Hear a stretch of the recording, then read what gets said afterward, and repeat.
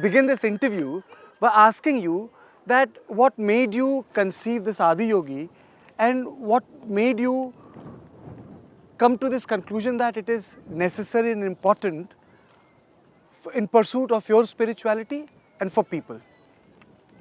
It's not in pursuit of my spirituality.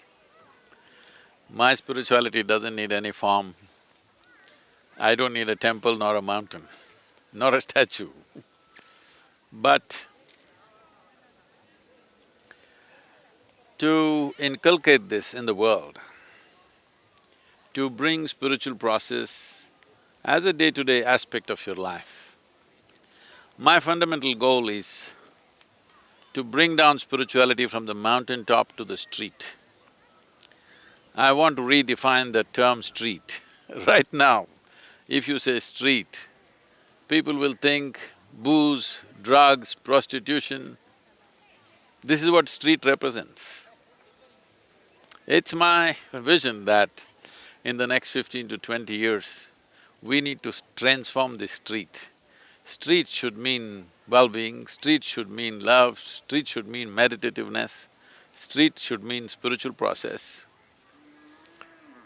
In this effort, there are many things being done. One important thing is an iconic face.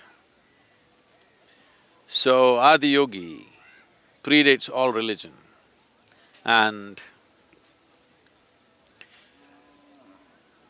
before the idea of religion came, he expounded the science of human well-being in a scientific way, not as a philosophy, not as a religion, not as a belief system, not as an ideology, but as a technology, as a science, methods of transformation, not philosophies of transformation.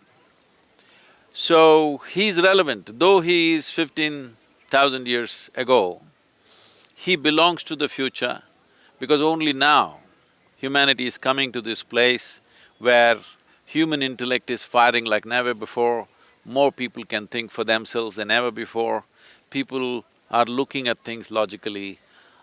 I think the appropriate time for Adi Yogi to explode on the planet has come because human intellect has come to that place where they can start looking at their well-being with not fanciful belief systems or ideologies, but as a science. As there is a science for external well-being, there's an entire science for inner well-being. You know, That's what he represents. In your discourse, you have been talking about form, structure, relevance of creating scientific spaces for meditation. Can you please elaborate on the fact when you say that the art and the science of temple making has been lost? Why do you say that in your discourse? See, all physical form, whether it's your own body or the planet or the solar system or the universe or the atom, from the smallest to the ultimate physical manifestation. Physical manifestation is the way it is because of its geometric proportions. It is perfection of geometry which holds physical forms in space. This planet is not tied to the sun with a cable, it's a geometric perfection. If it goes off this orbit, it won't come back again. It holds that because of a certain geometric perfection. So, entire science of yoga is just this, to get your system into such a geometric perfection that you are aligned with the cosmic geometry. In this effort, we also create physical forms.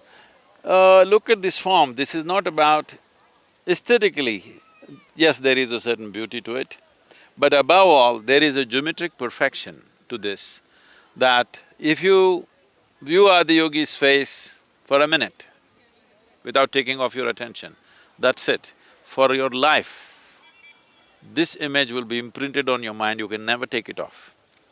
The idea is to put that imprint into people's minds so that their inspiration is towards their inner well-being. Their inspiration and their natural longing will become for their ultimate well-being, not squandering their life doing petty things.